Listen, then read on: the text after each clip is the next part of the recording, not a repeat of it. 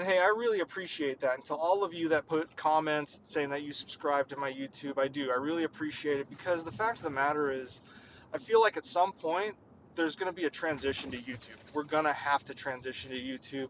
And it's because TikTok is owned by China. It's owned by ByteDance, which is a Chinese company. And though they say they're not, China leverages ByteDance, and they leverage every Chinese company to advance their geopolitical aims. This is not new. This is something that's been happening for many years, and we have many examples of it, all the way from individuals, including journalists. And by no means am I a journalist. I'm a content creator.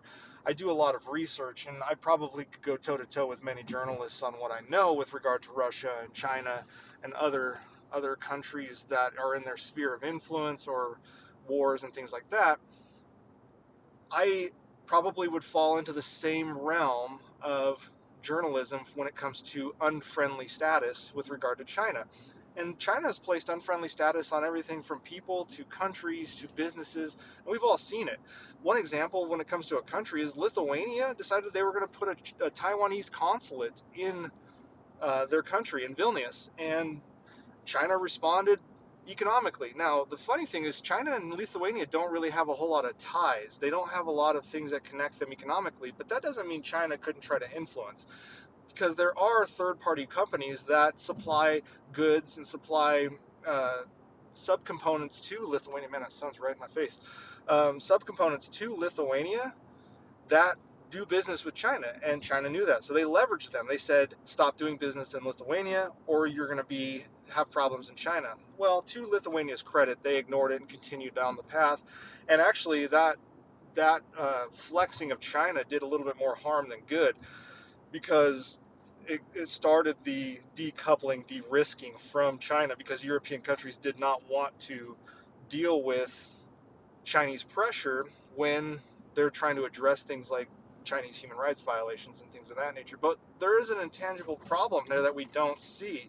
That is, we don't see what could have been. What countries decided not to recognize Taiwan or open up their own consulate because of Chinese action? And there's far more countries out there than just Lithuania that are not integrated with China, but I can guarantee you there are even more that are integrated with China. And that's a problem for many of these countries trying to get their footing, especially when China uses debt trap diplomacy in things like the Belt and Road Initiative.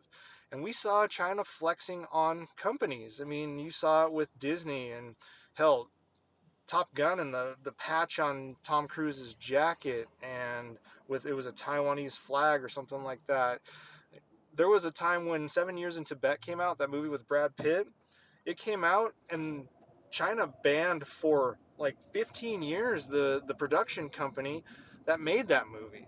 Mulan was banned in China for a long time. They actually make different versions of movies to release to the Chinese population, and it's because China still has ostensibly a huge population that they can flex economically.